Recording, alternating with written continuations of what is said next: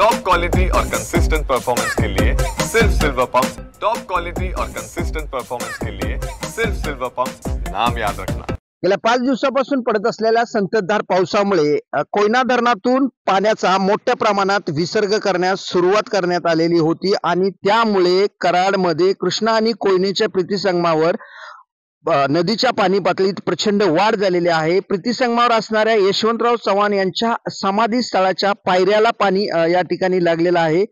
कालपासून धरणातून मोठ्या प्रमाणात पाण्याचा विसर्ग सुरू असून 95,000 क्युसेक पाण्याचा विसर्ग कोयना नदीपात्रात धरणातून कालपासून केला जात आहे आणि याचा एकंदरीतच परिणाम कराडमध्ये कृष्णा आणि कोयनेच्या प्रीतिसंगमावर नदीमध्ये दिसून येत आहे। या ठिकाणी मोठ्या प्रमाणात पाण्याच्या पातळीत वाढ झालेली आहे आणि त्यामुळे या ठिकाणी पुराचा धोका नसला तरी मात्र या ठिकाणी जे एकत्रित पाणी जे सांगलीच्या बाजूला जात आहे त्यामुळे सांगलीला या ठिकाणी मोठ्या प्रमाणात पाणी नदीच्या पाणी पातळीत वाढ होणार असून त्या ठिकाणी मात्र पुराचा धोका निर्माण होणार आहे। काल रात्रीपासून या ठिकाणी पावसानं विश्रांती दिली असली तरी धरण पाणलोट क्षेत्रात मोठ्या प्रमाणात पाऊस पडत आहे, त्यामुळे नदीच्या पाणी पातळीत आणखीन वाढ होण्याची शक्यता निर्माण झालेली आहे।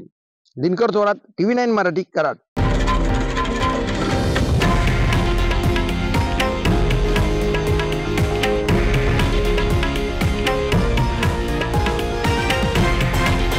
हे आहे देशातील नंबर 1 न्यूज नेटवर्क आणि आपण पाहत आहात TV9 मराठी, एकमेव।